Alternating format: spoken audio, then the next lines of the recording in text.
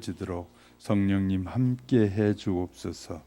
이 시간 우리가 드리는 예배가 하나님께 영광이요 우리 모두에겐 기쁨이 되도록 도와주실 줄 믿고 예수님의 이름으로 감사 기도드립니다.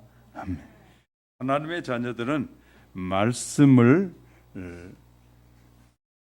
들어서 그릇된 환경과 생활에서 벗어나는 은혜가 늘 우리 속에 함께 하시기를 주님의 이름으로 축복합니다. 우리가 잘 아는 이 가톨릭에서는 이 성자가 있고 성자가 있다고 말해요. 세상에서도 성스러운 사람이 있다라고 교육을 해요. 근데 성경은 이렇게 말해요. 세상에 그 누구도 온전한 사람이 하나도 없고 모두가 다 죄인이다. 그러는데 그들은 그렇게 하고 있어요. 세상은 성자가 있다고 말해요. 그래서 4대 성인을 말하기도 하고 하는데 이것은 성경에 맞지 않는, 성경이 말하는 부분과 전혀 다르다 말이죠.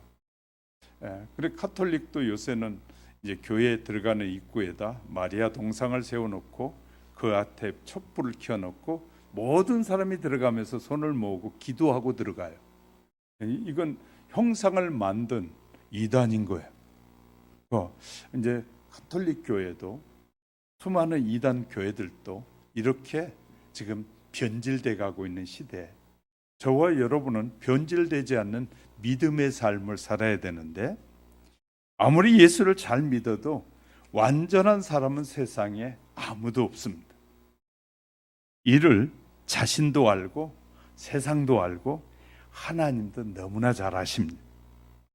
예수님께서 오셔서 우리를 데려가실 때까지 완전한 형상으로 변화될 때까지 불완전한 면을 면할 길이 없어요. 완전한 사람은 전혀 없단 말이죠.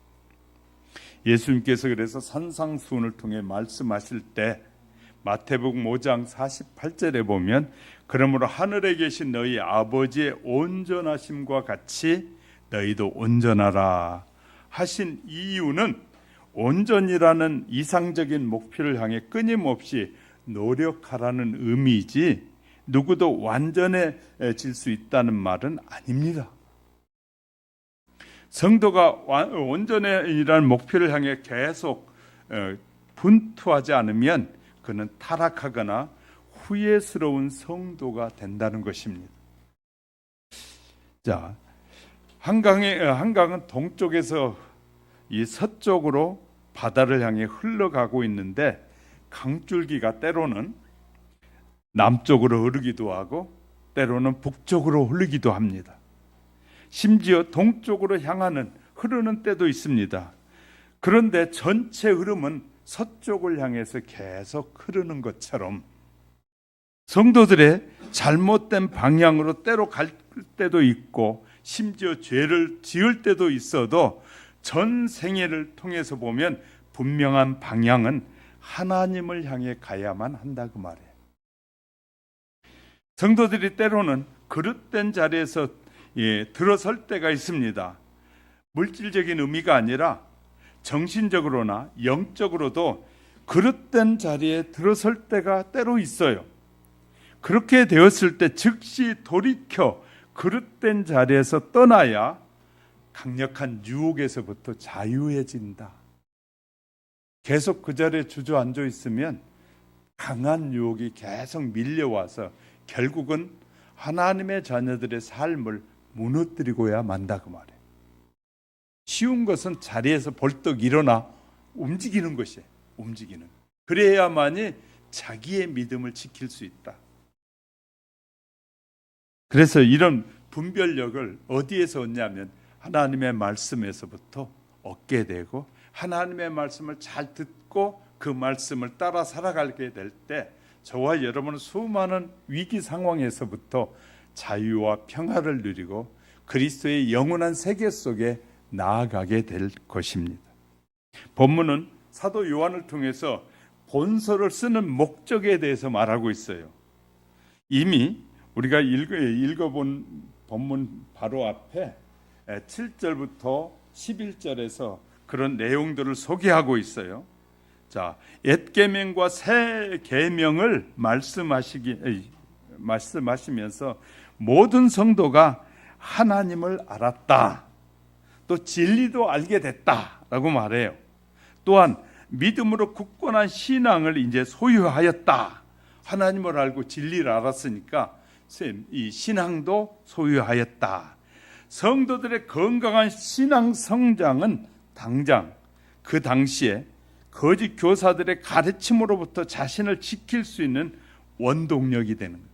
저와 여러분이 성장하지 않으면, 어른이 돼 있지 않으면 수많은 이 잘못된 선생님들로부터 가르침에서 자유할 수가 없어요. 우리가 지금 하나님의 말씀을 듣고 있지만 우리는 일주일 동안 밖에 나가서 수많은 세상의 믿음이 아닌 소리들을 얼마나 많이 듣고 사는지 몰라요. 세상의 소리는 저와 여러분을 멸망에 이르는 소리예요. 하나님의 말씀만이, 하나님의 말씀을 따라 사는 삶이 영원한 삶이고, 세상 사람들이 말해주는 말을 따라 살면 잠시 동안만 유익을 주는 말이에요. 그러나 하나님의 말씀은 저와 여러분 이 세상에서부터 영원한 세계까지 우리를 인도하는 말씀이에요. 그러니까 이게 다르다는 거죠. 우리가 육신을 가지고 어느 날 나이가 들어서 이제 죽게 된 때까지만이 세상의 별별 학자들이 하는 말은 죽는 것으로 다 끝이 나버려요. 근데 하나님의 말씀은 지금부터 영원토록 우리를 살리는 말씀이다. 할렐루야. 이것이 분명하게 구분될 줄 알아야 돼요. 그래야만이 우리가 사는 길을 찾게 되는 거죠.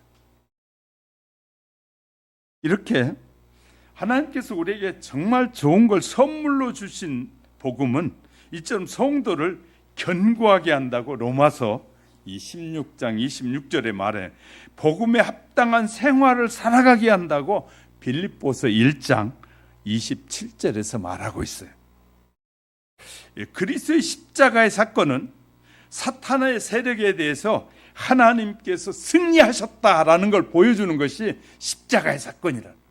왜? 마귀는 예수를, 사람들의 군중을 막 동원해서 예수를 십자가에 못 박아 죽어버리기만 하면 그냥 이 모든 문제가 다 잠잠해질 것이라고 생각해서 예수님을 십자가에 못 박아 죽으시. 그래서 그냥 이 로마 병정을 통해서 완전히 그냥 죽였어요. 근데 하나님이 너희가 죽였느냐? 하나님은 살리셨어요. 약속대로 3일 만에 부활하심으로 말미암아 마귀가 별수단을 다 동원해서 죽여도 하나님은 살리신 분이다 선언하신 거예요. 그러면서 너희도 똑같이 예수 그리스도를 너희의 구주로 믿으면 너희도 다 살려내리라, 살게 하리라, 이렇게 약속하고 계시는 거예요. 그러니까 십자가의 사건은 저와 여러분에게 보여주는 게 뭐냐면, 우리도 예수님처럼 저렇게 살아서 영원토록 하나님과 영광스러운 삶을 살게 될 것을, 하나님이 천지를 창조하시고 사람을 만드실 때 그 첫 사람은 영원히 하나님과 함께 살도록 만드신 거예요. 근데 죄가 인간에게 들어오면, 하나님의 말씀에 불순종하는 죄가 인간에게 침투해 들어오므로 결국은 인간은 죽게 됐단 말이에요. 근데 하나님께서 다시 살리는 길을 우리에게 보여주신 것이 십자가의 사건이다. 할렐루야. 그러니 우리에게는 엄청난 희망이 아니겠습니까? 그래서 요한은 성도들에게 세상을 사랑하지 말라는 거예요. 세상을 좋아하지 말라는 거예요. 세상 사람들의 얘기는 너희를 병들게 하고 너희를 하여금 하나님의 영원한 사랑에서 끊어지게 하는 것이다. 세상을 사랑하지 말라. 그리고 오직 궁극적인 믿음의 목표는 내가 성숙한 하나님의 사람이 되는 것이 너희의 삶의 목적이 되길 원한다. 하나님은 저와 여러분의 이 세상에 태어난 다음에 우리의 자녀들도 태어난 다음에 성장하지 못하면 반드시 그 부모에게 아픔이 되고 고통이 돼요. 성장한 사람 건강하게 성장한 사람은 이웃과의 관계를 잘하고 형제 사이의 관계도 잘하는데, 삐딱하게 성장한 사람은 반드시 이웃과의, 부모와 자식 간의 관계를 아주 나쁘게 만들어가요. 그렇기 때문에 우리가 너무 중요한 것은 성장이 중요한데, 영적으로도 성장해야 된다는 거예요. 영적으로 성장해.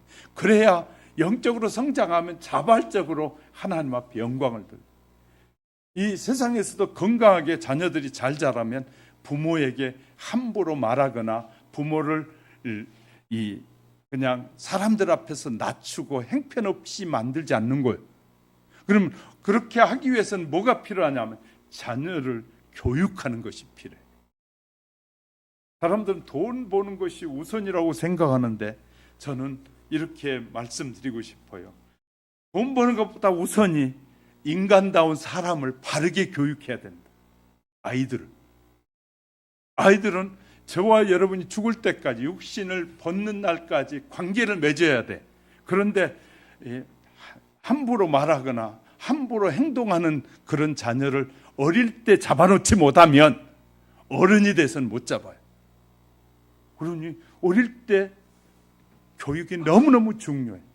어머니는 자녀들을 품에 안고 반드시 교육을 바르게 해야 돼. 그래야 건강하게 커야만이, 부모님이 나이가 들어서 허리에 힘이 없어서 엉거주춤하고 살아갈 때도 부모를 소중하게 여기는 자녀가 될 거예요. 그런데 그렇게 교육하지 놓지 않으면, 내가 이제 힘이 생겼다고 하면 그때부터 부모를 무시하기 시작한. 근데 이제 이런 성품들을 우리는 빨리 구분해야 돼요. 지혜로운 부모들은 뭐 하냐면 아이들이 어떤 용어를 쓰는지, 어떻게 표현하는지 이런 걸 잘 봐가지고 공경하게 만들고 소중하게 여기는 이런 교육을 어려서부터 잘 시켜야 돼. 때가 지나면 교육이 안 돼요. 이제 때가 지나면 그의 마음속에 악한 영이 사로잡기 시작하면 교육이 안 돼. 저와 여러분도 이 하나님의 말씀으로 거듭난 다음에 영적으로 성장해야 되는데, 어떤 교회에서 성장하느냐에 따라 엄청난 차이가 나는 거예요. 저와 여러분이 엄청난 차이를 바로 아셔야 돼요. 그래서 오늘은 하나님의 은혜의 복음을 듣고 믿음으로 말미암아 주어진 신앙생활에 도움을 주는 말씀, 우리가 영적으로 성장하는 말씀을 살펴가는 시간에 분별의 은혜와 능력이 저와 여러분 속에 임하시기를 주님의 이름으로 축복합니다. 첫째, 복음을 믿으니 뭐가요? 새로운 변화가 시작된. 근데 이 변화를 수용하지 않는 사람이 너무 많은 거죠. 본문 12절 보세요. 자녀들아, 내가 너희에게 쓰는 것은 너희 죄가 예수의 이름으로 말미암아 사함을 받았으며, 예수로 말미암아, 예수님이 십자가에서 저와 여러분을 대신하여 죽으심고 부활하심을 통해서 우리가 용서함을 받았다 선언하고 있는 거예요. 요한은 이 구절을 통해서 서신을 쓰는 목적은 온 인류가 예수의 피로 죄 용서를 받게 된다는 것이에요. 그러나 이 죄 사함의 전제 조건이 있는데, 즉 자신의 죄에 대해서는 통회해야 돼. 내가 잘못한, 하나님을 믿지 않았던 죄악들은 통회하고 자백해야 돼. 그러니까 하나님께서 우리에게 생각나게 할 때마다 우리는 죄를 자백하는 것이 너무너무 필요해. 하나님은 정말 우리를 소중하게 불렀는데, 저도 젊었을 때 잠깐 신앙의 길에서 좀 벗어나서 그냥 내 멋대로 살고 싶었던 때가 있었거든요. 그래서 제가 이 중학교를 졸업하고 우리 망원동에 가면 친구들이 한 30여 명이 모였었어요. 그러면 그때 어디를 다녔냐면 신촌 노타리 가면 이대 있고 연세대도 있고 막 있잖아요. 거기 신촌 노타리를 막 누비고 다녔어요. 그리고 이대 앞에도 대흥동에 가면 막 극장이 있고 하니까 그 앞에 누리고 다니면서 그러다 다니다 보면 패싸움도 일어날 때도 있었고 그런 때가 있었어요. 그런데 잠시 그런데 하나님께서 그때 함께 어울리던 친구들 중에 전과가 7봄도 있었어요. 그 친구들 중에 전과가 어느 날 스카라 극장에서 하나님께서 그렇게 있는 저를 이 망원동에서 이 풍납동으로 이사를 시켜버렸어요. 그래가지고 그 당시만 해도 거기 가려면 버스 타고 2시간 반은 가야 됐어요. 그 당시에 제가 한참 좀 누빌 때 2시간 반을 가니까 친구들하고 떨어져 버렸어요. 하나님이 완전히 이쪽에다 그냥 저를 갖다 놓은 거죠. 그리고 나서 5년이 지난 어느 날 스카라 극장을 갔는데 스카라 극장 앞에 가니까 웬 친구가 나를 알아보는 거예요. 누구야? 그러고 불러요. 이 친구는 중부경찰서에서 형사들이 뒤를 쫓아다니는 친구예요. 그럼 몇 바퀴 돌았냐? 그랬더니 7바퀴째래. 그래서 그 다음부터 온 다음에 다시는 안 만났어. 그 친구 가까이 있으면 나도 들어가게 생겼어. 그러니까 악한 자들과 가까이 놀면 악하게 되는 거예요. 그러니까 하나님이 그냥 이 풍납동이라는 쪽에다 갖다 그냥 완전히 서쪽에서 동쪽에 저를 갖다 놓은 거예요. 그래가지고 뭐 돈도 없고 하니까 뭐 맨날 친구 찾아갈 수도 없고 그래 떨어졌는데 그 사이에 놀라운 변화를 하나님이 경험하게 하신 거예요. 저를 사랑하셨기 때문에 하나님께서 그렇게 하신 것 같아요. 그러니까 알고 보면 그때 친구들 못 만나고 하는 것들이 막 서운하고 막 이렇게 화가 나고 막 그랬는데 이제 영적으로 내가 쭉 성장해 보면서 하나님이 그때 나를 이쪽으로 옮기지 않았더라면 그때 거기에서 형편없는 인생을 살 수밖에 없었겠구나 깨달으니까 하나님 감사합니다. 여러분은 감사 안 하는데 저는 감사합니다 소리가 나오는 거예요. 왜? 야, 하나님이 그렇게 옮겨 놓으시는구나. 그 친구들하고 계속 어울렸더라면요 아마 인생에 상당히 큰 문제가 됐을 것 같아. 이런 것처럼 하나님께서 우리에게 이런 은혜를 주셨단 말이에요. 우리에게 죄 사함의 은혜를. 그래서요 가끔 지나간 과거들을 이렇게 돌이켜보면 하나님이 생각나게 하실 때가 있어요. 그것이 하나님께 영광이 되지 못한 짓이었구나 라고 할 때 저는 그때마다 하나님이 생각나게 할 때마다 하나님 잘못했습니다 하고 고백을 해요. 그럴 때마다 하나님께서 우리의 허물을 사해 주시는 거예요. 할렐루야. 조금 더 어려서부터 더 신앙생활 더 잘했더라면 이 청소년기에 조금만 더 이 바르게 신앙생활 했더라면 좋을 텐데 하는 아쉬움도 있고 그래. 자, 이렇게 보혈의 피가 저와 여러분의 죄를 사해 줬기 때문에 내 잘못과 허물들에 대해서 하나님 앞에 통의하는 마음으로 자백하게 될 때 저와 여러분이 깨끗해지게 된다. 할렐루야 라고 말씀한 성도에게 들려진 복음은 일반적으로 복된 소식이고 아름다운 소식이라고 말합니다. 이 소식은 그리스도께서 이 땅에 오심으로 성취됐다라고 이사야 61장 1절 2절에서 말해요. 예수님이 오지 않았더라면, 그리스도가 오지 않았더라면 우리의 죄사함이라는 없다는 거예요. 근데 그리스도가 우리에게 오심으로 그가 우리를 위해서 십자가에서 피를 흘리심으로 죽으심으로 우리의 죄가 사해졌다. 이렇게 지금 말하고 있는 것입니다. 반면에 복음을 이 유대인들은 선민 사상으로 여겼어요. 유대인들은 철저하게 자기들은 하나님의 부름을 받은 사람들이라 유대인만 구원받는다는 선민 사상에 빠진 그들에게 하나님께서 예수님은 오셔서 이렇게 선언하셨어요. 만민에게 하나님이 세상을 이처럼 사랑하사 독생자를 주셨으니 누구든지 그를 믿는 자마다 멸망치 않고 구원을 받게 하려 하심이라.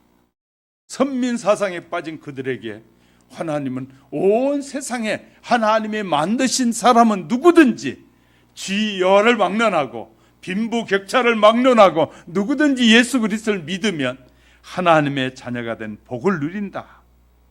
그래서 하나님께서 바울을 통해서 말씀하시기를 로마서 10장 9절에 내 입으로 예수를 주로 시인하며 또 하나님께서 그를 죽은 자 가운데 살리신 것을 내 마음에 믿으면 누구든지 구원을 받는다. 이렇게 선언하고 있단 말이에요. 이처럼 복음의 문은 누구에게나 열려 있습니다. 하나님은 남녀노소 빈부 귀천을 가리지 않고 누구나 누구에게든지 기회를 주고 계신 하나님이시다. 할렐루야. 복음을 믿고 구원받는 자들이 영적으로 태어났으면 성장하라는 거예요. 성장하라는 거예요. 영적으로 성장하고 활기찬 믿음을 갖기를 권면합니다. 언제까지나 어린아이와 같이 연약한 믿음을 가져서는 안 된다는 거예요. 예수 믿는 사람들이 30년, 50년을 믿었는데 늘 목사가 돌보아줘야만 하는 사람이라면 장애가 있는 것이에요. 자, 세상에서도 10년만 공부하면 아이들이 뭘 해야 될지를 잘 알아요.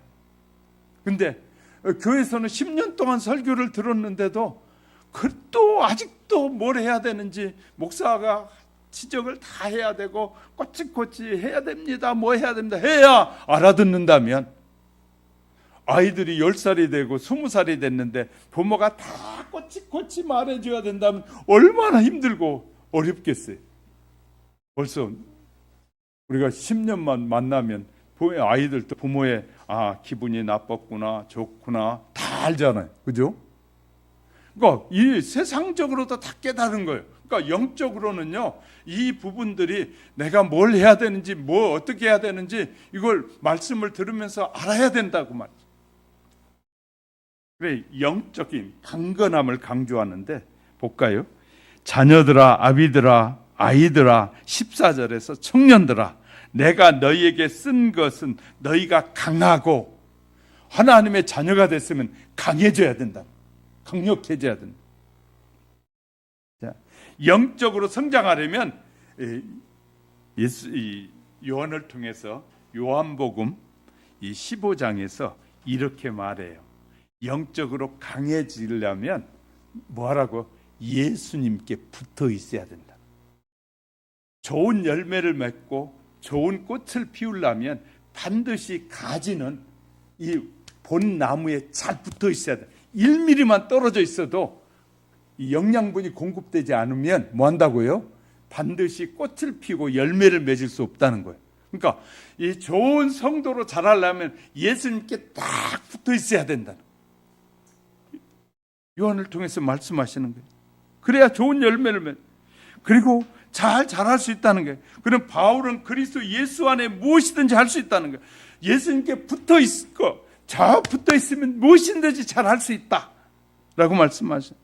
그리스도께 붙어 있는 성도만이 그리스도께서 원하시는 부분까지 잘 할 수 있다라고 에베소 4장 14절 16절에 말씀하고 있어요.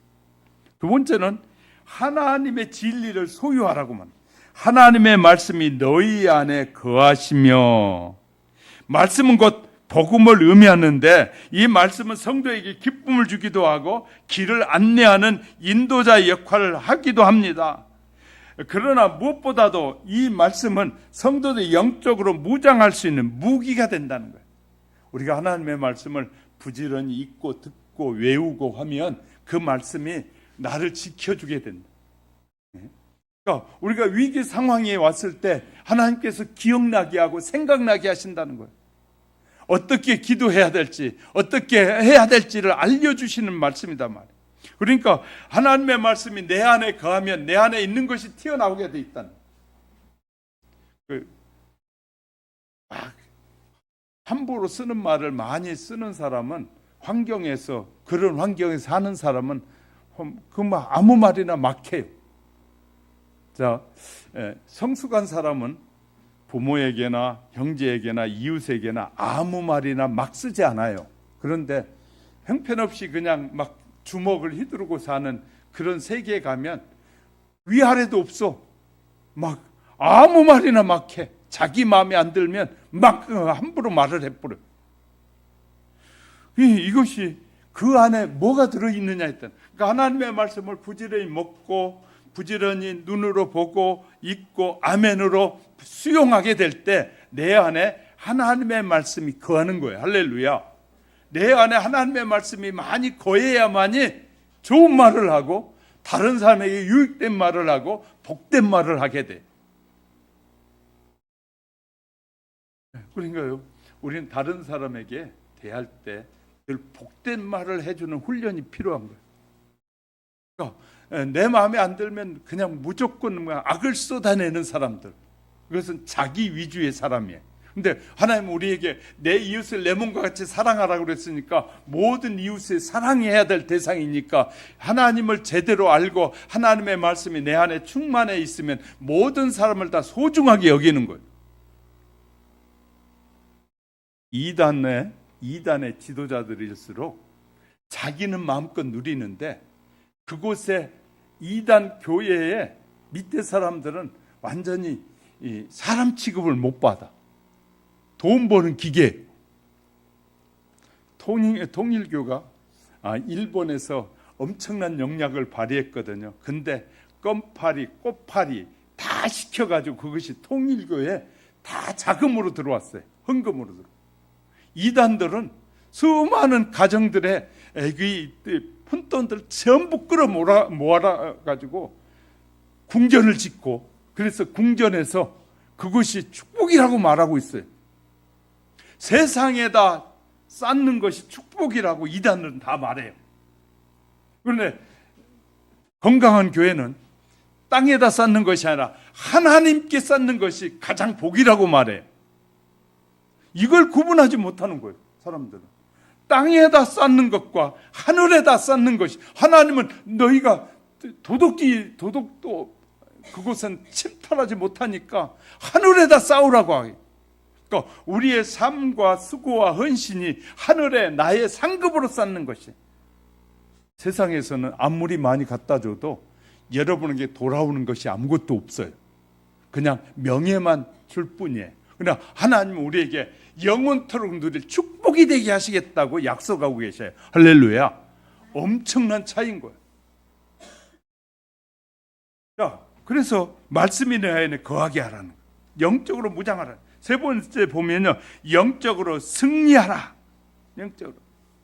14절에 너희가 흉악한 자를 이겼습니다. 성도는 싸워야 할 대상을 악의 세력인 사탄입니다. 그러니까 수많은 사람을 통해서 사탄이 역사하는 거예요. 자, 절 보세요. 우리를 신앙에서 멀어지게 하는데 사탄이 와가지고 야, 넌 가! 하고 끌고 가지 않고 내가 친한 친구, 그 친구가 유혹을 하게, 친구가 이렇게 유혹해. 이번에 여행 한번 가자. 근데 그날이 주일이 꼈는데 그러면 아유, 교회 한번 안 간다고 무슨 일이 있겠어 하고 그렇게 쉽게 유혹하기 시작하는 거예요. 주일 한 번 안 가면. 근데 이것이 한 번이 두 번이 되고 두 번이 세 번 되고 그러다가 어느 날 이제 하나님 교회는 빠이빠이를 하게 되는 거예요. 그러니까 이렇게 가장 친한 친구, 내가 의지하고 싶어하는 사람들을 통해서 우리에게 유혹이 들어오기 시작합니다. 이해가 되셨어요? 유혹하게. 우리는 전혀 모르는 사람이 우리에게 교회 못 가! 그러면 더 가려고 그럴 거예요. 그런데 가장 가까운 친구, 육체적으로나 내 관계 속에서 가장 가까운 친구가 할 때 거절하기 어려울 때가 있어. 그런데 그때가 우리에게 사탄이 역사하는 때예요. 근데 사탄이 와가지고 막 화내면서 하지 않고 미소를 착 지으면서 야 친구야 거기 가면 너무너무 좋더라. 내가 맛있는 거 좋아하지? 그거 거기 가면 있는데 너무너무 먹어보니까 맛있더라. 이렇게 유혹하기 시작하는. 그래서 사람이 유혹할 때는요, 그냥 사기꾼들이 말할 때 보면요, 곧 그 일이 일어나. 곧 이거 투자만 하면, 그래 투자만 해보세요. 당신에게 돌아오는 것이 엄청날 겁니다. 세상에서 은행에 넣어봐야 4%밖에, 요새 4%도 안 준다고, 3%도 안 주려고 그래. 그거밖에 안 돼. 여기 투자해 보세요. 30% 보장한다니까요. 저가 보장해요. 뭐 알잖아요. 이런 직분을 가졌어요. 나 이런 명예를 가졌어요. 내가 보장할게요. 사기꾼들의 말은요, 얼마나 고소하게 들려지는지 몰라.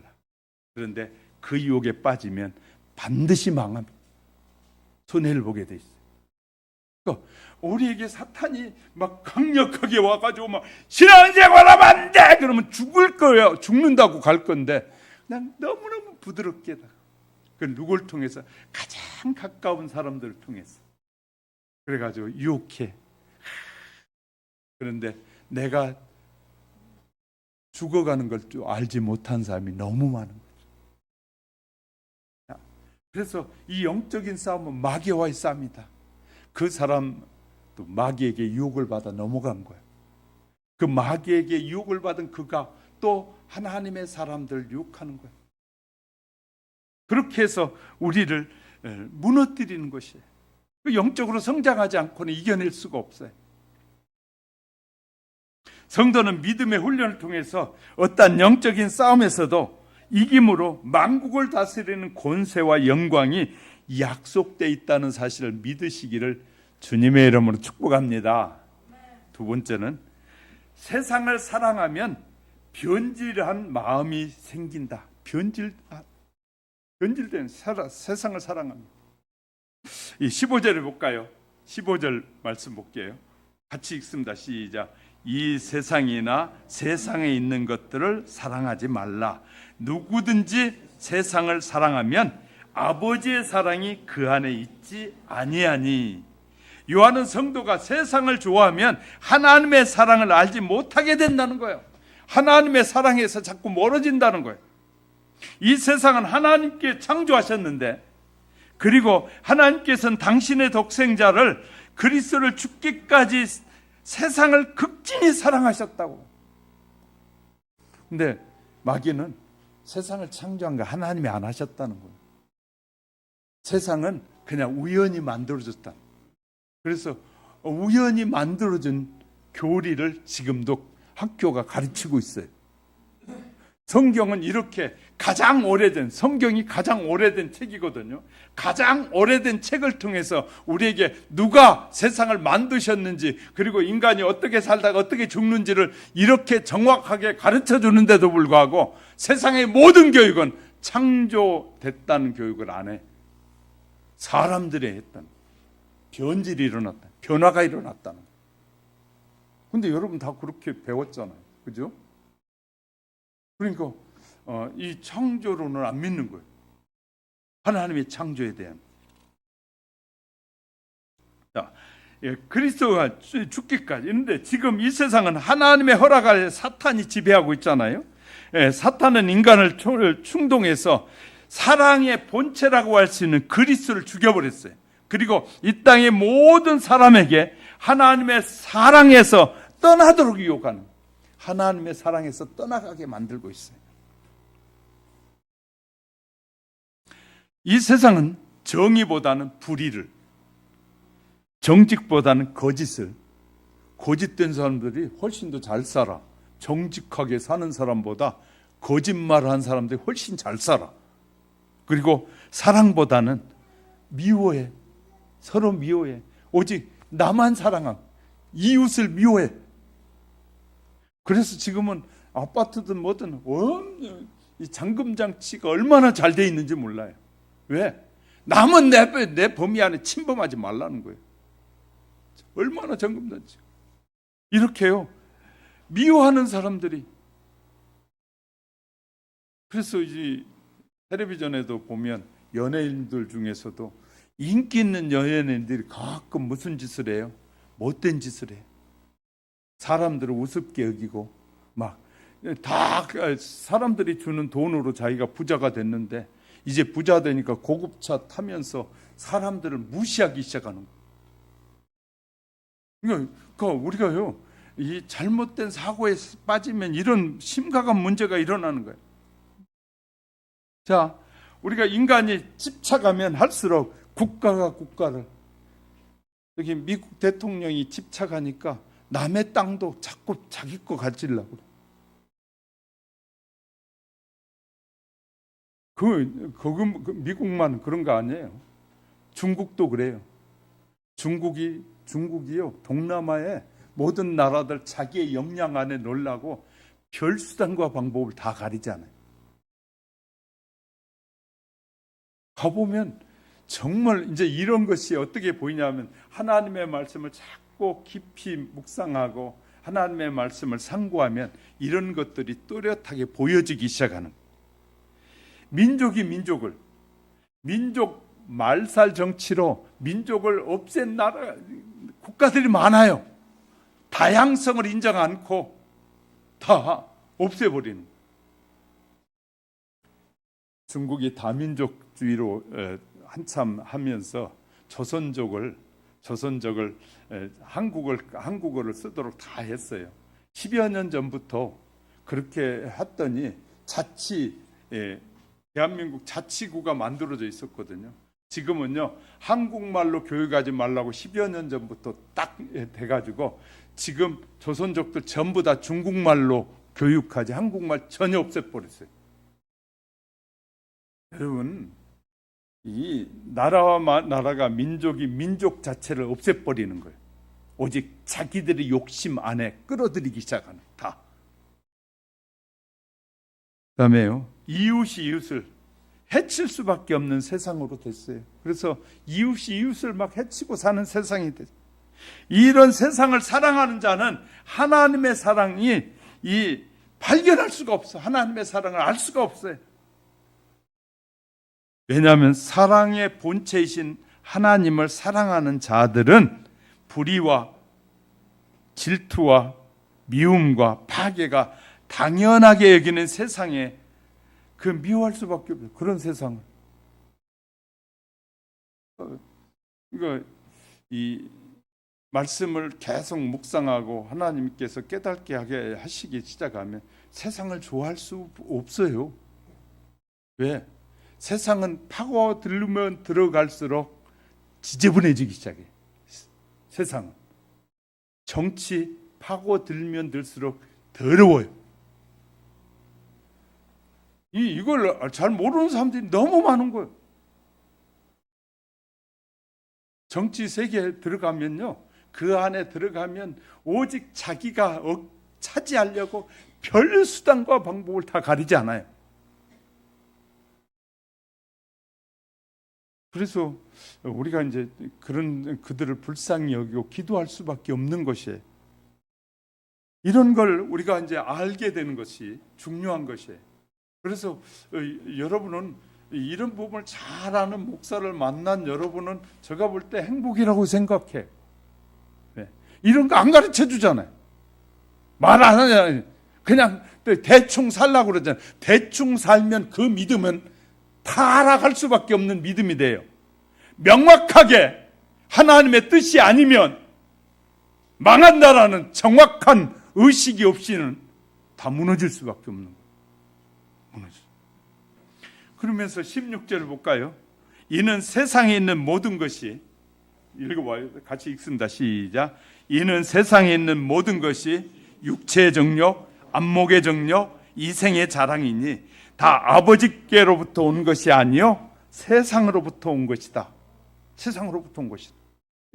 요한은 세상의 풍속도를 육신의 정욕과 안목의 정욕과 이생의 자랑으로 구분하고 있어요. 이 세 가지 요소는 결국 물질주의를 중심으로 한 세계관으로 지금 자리를 잡고 있어요. 육신의 정욕이란 영과는 무관한 인간의 모든 욕망을 통칭하는 말이 육신의 정욕이라고 해요. 사실 인간은 자신의 육신의 필요의 생필품을 얻으려고 노력하는 것은 결코 악한 일이 아닙니다. 하나님께서는 인간을 창조하신 뒤에 생육하고 번성하고 땅에 충만하고 땅을 정복하고 지배하라고 축복해 주셨어요. 창세기 1장 28절에서.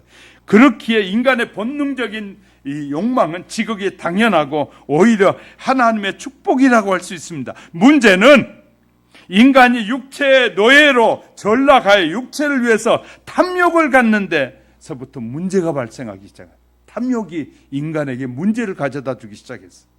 결국 욕심의 노예가 돼서 하나님의 뜻을 거역하는 삶이 바로 육체의 정욕이에요.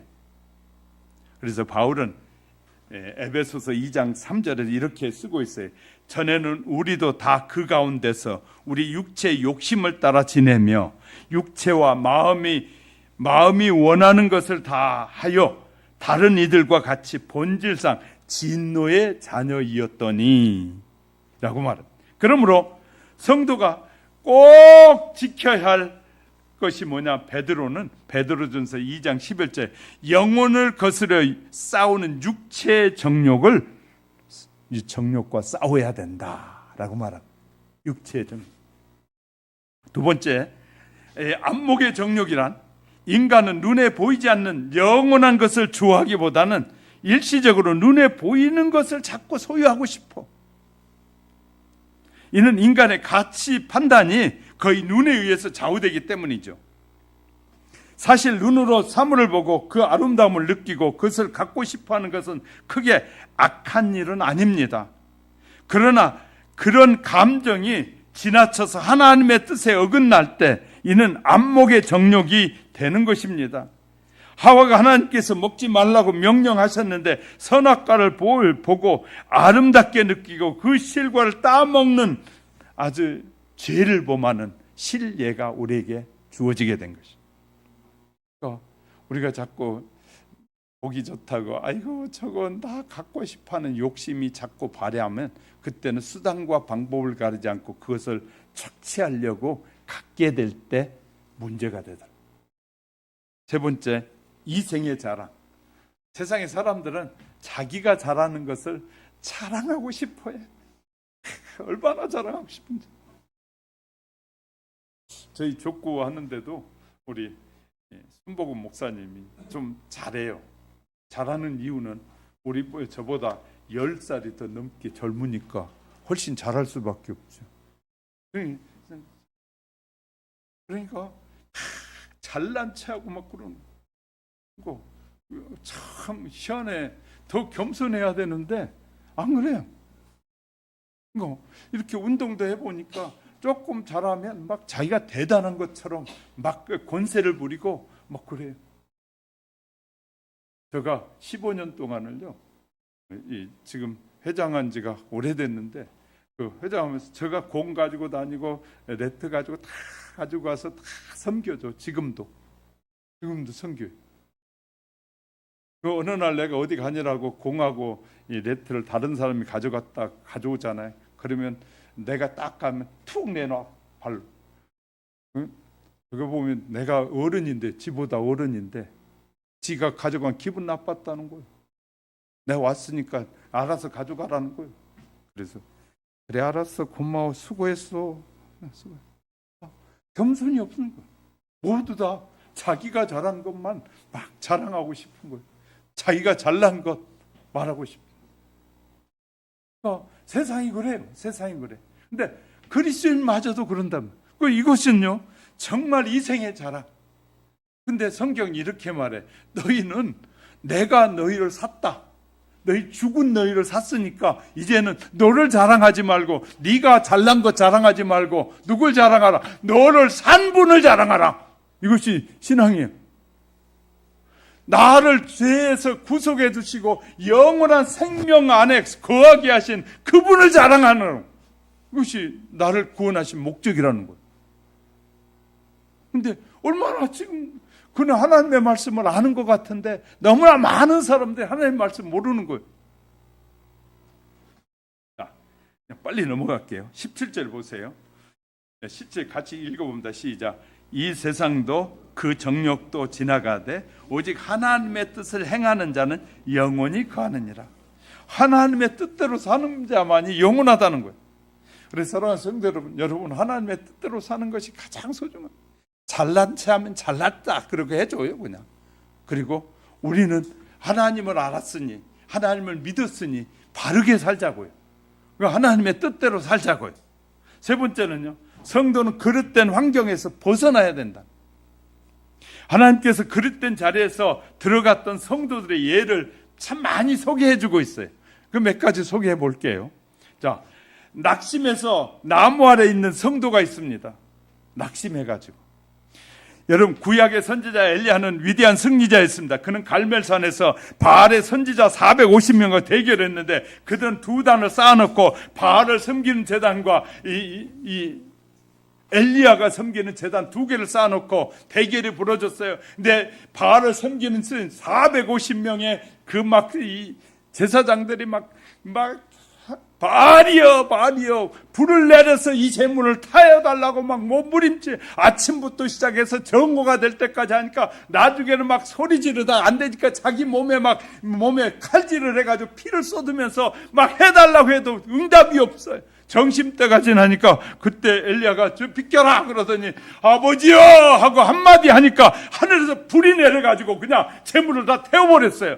그랬더니 그때 군중들이 그걸 보고 있던 군중들이 여호와 그는 하나님이시다, 여호와 그는 하나님이시다 이렇게 소리치게 돼요. 그래서 이겼어요. 그리고 바알에 450명이나 되는 이 제사장들이 싹 죽였어요. 그런데 놀라운 것이 그런 엄청난 기적을 행했던 그가 이세벨이 그 소리를 듣고 막 소리 지르면서 이렇게 말하는 거예요.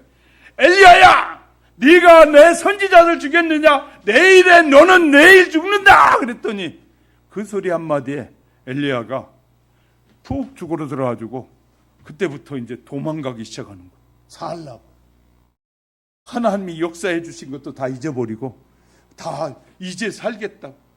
악한 영이 야 내가 신자냐 라고 말할 때 나 하나님의 자녀요 라고 말할 수 있어야 되는데 그 말 못하고 수그러들어 도망가기 시작해. 그래가지고 큰 나무 밑에 주저앉아가지고 아버지요 나를 죽이려고 하는데 아예 나를 좀 데려가 주세요. 이런 선지자가 있었어. 우리에게 보이죠. 정말 어이없잖아요. 아니 구하자마자 하나님께서 불을 내려 제물을 태워줘서 받으셨던 그 하나님이 계셨는데 그 하나님을 다 잊어버린 거예요. 우리가 위기를 당하면 하나님을 다 잊어버려요. 가정에 문제가 생겨서 갑자기 이상한 일이 생기면 하나님도 다 잊어버려요. 그냥 그 일에 모멸돼 버려요. 우리는요 하나님을 잊어버리지 않아요. 두 번째는요 안전하게 일하기 싫다고 깨버리는 사람, 그런 성도가 있었습니다. 어느 날 다윗 왕이 궁전에서 옥상에 자기 신하들은 전쟁에 가서 지금 전쟁을 하고 있는데 자기는 이 늦게까지 잠자고 옥상에 게으름을 피우고 있는데 그때 아름다운 여인을 통해서 그에게 유혹이 시작됐어요. 자, 다윗이 그때 지은 죄가 4가지 죄를 짓게 돼요. 10계명 중에 4가지 죄를 엄청난 죄를 짓게 되는 거예요. 근데 하나님은 그런 가운데서 왜 용서해 주냐? 다윗이 회개하니까 용서해 준 거예요. 할렐루야. 우린 여기서 잘 아셔야 돼. 회개하는 자에게는 하나님이 용서한다는. 그러니까 우리도 마찬가지. 자녀들을 교육할 때 아이가 잘못했어요라고 말할 때까지 바르게 교육해야 돼. 교회도 마찬가지고요.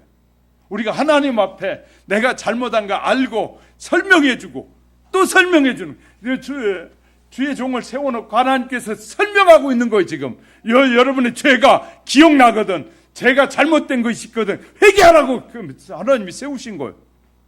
우리가 회개하면 하나님이 용서하셔요. 부모도, 가정의 부모도 잘못했다고 아이들이 하면 자기의 자녀는 다 용서해 줘요. 그런 것처럼 하나님이 용서하시는 하나님.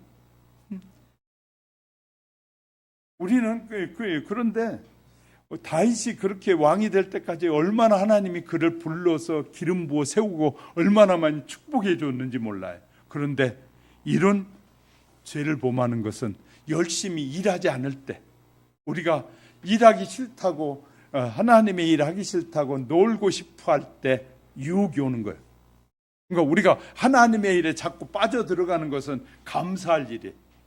그러니까 신앙생활 제대로 잘하는 사람들은 가정에 문제가 별로 적어요. 신앙생활 안 하고 다른 세상 친구들하고 자꾸 어울리는 친구들은 세상으로 자꾸 빠져가는 경우가 많아요. 자, 어떤 성도는 지난주에 비가 와서 교회 못 나왔다고. 그리고 너무 더워서 못 나온 친구가 있고요. 어떤 사람은 이 친구가 찾아와서 교회를 못 나오고요. 머리가 아파서 못 나오고요. 어떤 사람은 아내가 기분이 좋지 않아서 교회 안 왔다고. 핑계는 많이 돼요. 교회 못 오는 핑계는. 그런데 그가 직장 생활하는 그가 그 다음날 월요일부터 이 금요일까지 직장을 안 가. 핑계대고 안 가는 날은 있었느냐? 없어. 하나님 앞에 핑계대고 안 나온 날은 많은데 이 자기가 하는 그 직장에는 핑계대고 안 가는 날은 없더라는 거예요. 이것이 하나님을 우습게 여기는 길이에요. 우리가 잘 아셔야 돼요. 또 하나, 의심의 감방에 들어간 성도도 있어요. 세례 요한 하면 하나님께서 엄청난 능력을 주셨잖아요. 예수님이 오시기 전에 미리 와서 대기하고 있었던 자가 세례 요한이에요. 근데 세례 요한이 그렇게 외치면서 막 이 안수까지 하던 그가 갑자기 헤롯에 의해서 끌려서 감옥에 들어가니까 감옥에서 이렇게 말하는 거예요. 믿음이 떨어지니까 자기 제자를 보내가지고 예수님에게 이렇게 묻는 거예요. 지금 당신이 정말 그리스도입니까? 그렇지 않으면 다른 사람을 기다려야 합니까? 이렇게 의심하는 거예요. 의심. 우리가요, 수많은 사람들이 여러분 의심의 감옥에 갇혀 보았습니까? 정말 그럴까요? 성경이 정말 하나님의 말씀일까요? 정말 내가 구원을 받았을까요? 죽은 후에 정말 천국이 있을까요? 이런 의심의 감옥에 빠진 사람들이 많이 있어요.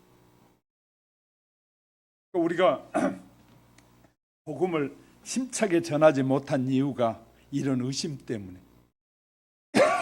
내가 믿는 하나님에 대한 확신이 있으면 누구 앞에서든지 당당한데 내가 믿는 하나님에 대한 확신이 적으니까 저 사람이 질문하면 어떻게 답해야 될지 답을 모르겠는 거야.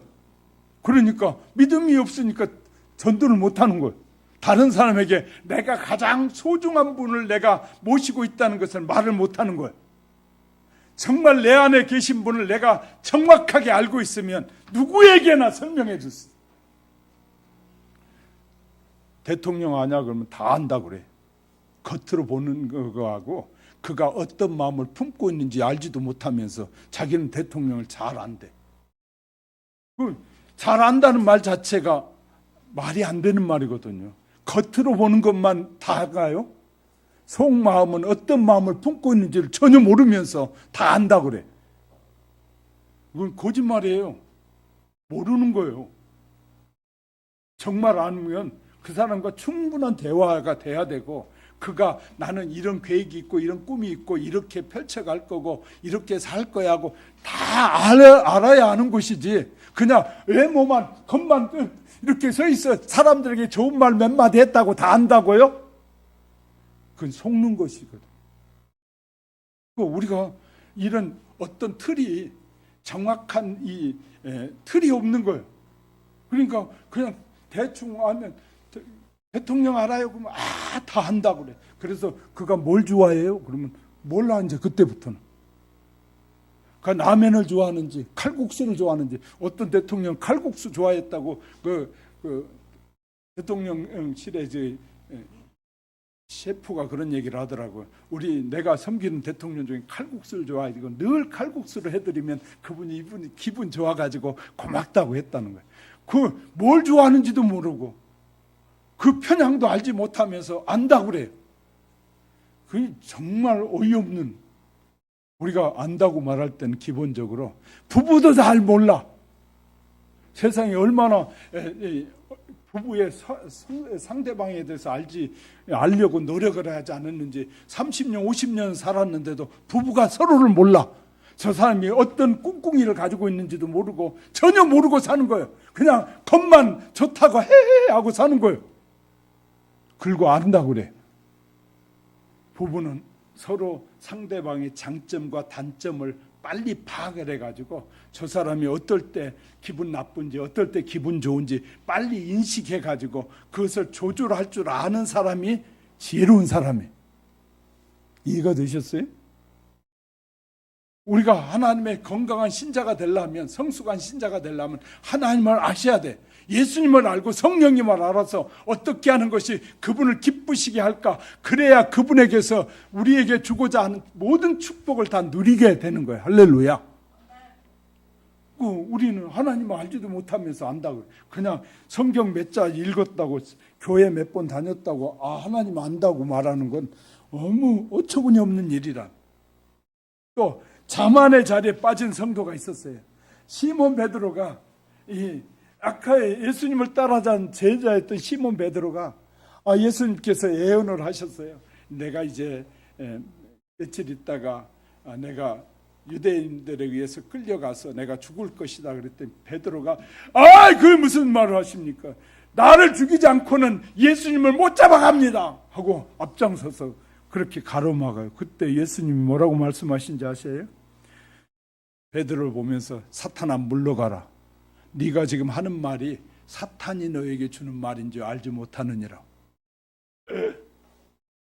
지금 베드로는 의기양양해가지고 예수님 때 죽이기 전에 날 먼저 죽이지 않고는 예수님 못 데려간다고 했던 그가 예수님을 3번씩이나 부인하게 되는 거예요.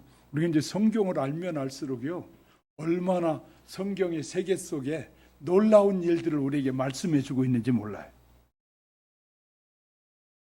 여러분, 하나님을 바라보지 않고 도움을 청하지 않고 이것저것 세상만 바라보고 낙심할 때가 얼마나 많습니까? 하나님 항상 하나님이 함께 하시고 앞으로도 우리와 함께 하시겠다고 말씀하셔요. 그러면서 이렇게 내가 너희와 영원토록 함께 하시겠다는, 할렐루야. 우리와 영원토록 함께 하시겠다는 하나님보다는 어떻게 하면 한번 도와줄게, 도와주겠다는 그 사람을 의지하려고 자꾸 하는 거예요. 저에게도 사업할 때 지금 광화문 사거리에 그 당시에 제가 한 50년 가까이 됐죠. 그때 북한에서 내려오신 분이 가봤더니 빌딩이 50년 가까이 됐는데 그때 12층의 빌딩을 가지고 있는 분이 있어요. 그분이 저하고 이제 연관이 돼가지고 만났을 때 저한테 김 사장 내가 꼭 어려울 때 한번 도와줄게. 저한테 그렇게 약속하더라고요. 근데 그 말 듣고 지금까지 한 번도 찾아간 적 없어요. 그 사무실이 그 빌딩의 맨 위에 층에 있더라고요. 그래서 만났거든요. 도와줄게 하는데 그분 한 번도 찾아가지 않았어요. 제가 부르는 분은 하나님밖에 없어요. 하나님이 도와주셔야 그 누구도 넘보지 못하고 넘어뜨릴 수 없게 됩니다. 저와 여러분이 의지해야 할 분은 하나님이셔요. 아멘? 하나님만 의지하고 살자고요. 성삼위 하나님께서 저와 여러분 도와주시겠다고 저와 같이 부족한 종을 불러놓고 여러분에게 외치게 하는 거예요. 외치게. 하나님이 우리에게 도와주시겠다. 너희가 구하라, 찾으라, 두들기라. 그러면 내가 도와줄게. 지금 이렇게 하는. 근데 그래, 너희 생각대로 구하지 말고 내가 원하는 대로 구해라. 그럼 내가 다 줄게. 이렇게 약속하고 있는 거예요. 그러면서요, 이사야 선지자를 통해서 이사야 26장 3절에 주께서 심지가 견고한 자를 평강의 평강으로 지키시리니 이는 그가 주를 의뢰하며 의지하였습니다. 하나님을 의지하면 하나님께서 우리를 지키시고 끝까지 보호해 주시겠다고 약속하고 계십니다. 우리 명절에 아무데나 절하지 맙시다. 명절에 우리는 죽은 사람에게 절하지 않게 되어 있어요. 성경은 우상에게 절하면 안 돼요. 우리가 잘못된 문화는 우리가 바꿔가야 되는데 그냥 문화라고 따라가고 아무데나 가서 머리를 조아리고 그러면 안 된다고. 제가 태국 갔을 때 얘기했죠. 태국 왕궁에 들어갔는데 그 궁전에 들어가야 되는데 신발 벗고 들어가서 쳐다봐야 된다 그래서 나 그 우상 보려고 신발 벗고 하는, 나는 하나님의 자녀야. 우리 목사님들 함께 갔는데 저 그랬어요. 내가 하나님의 자녀가 저 우상 뭐 금으로 칠해놨다고 그거 보려고 신발 벗고까지 들고 들어가 가지고 머리 숙이고 난 그 짓 안 해. 아예 내가 단호하게 얘기했어. 그랬더니 같이 갔던 모든 분들이 저거 그 얘기했더니 다 안 갔어요. 왜? 우리는 하나님에 대한 확고한 믿음이 있으면 그 어떤 것도 더 이상 우리의 마음을 헤쳐놓지 못하게 만들어야 돼. 우리 하영교회 성도 여러분, 저도 최선을 다할 테니까 여러분도 최선을 다해서 하나님을 잘 섬기고 성삼위 하나님께 영광이 되는 삶을 살면서 주님 앞에 섰을 때 여기 하나님이 세우신 김 목사님 통해서 내가 말씀을 듣고 그렇게 살았던 이런 복을 받았습니다. 나는 여러분들 보면서 하나님이 이런 분들을 많이 보내주셔서 끝까지 목회할 수 있어서 감사했습니다 하고 서로 감사할 수 있는 저와 여러분이 돼서 하나님 앞에 칭찬받고 영원한 삶을 누리는 우리 하영교회 성도 여러분이 되시기를 주님의 이름으로 축복합니다.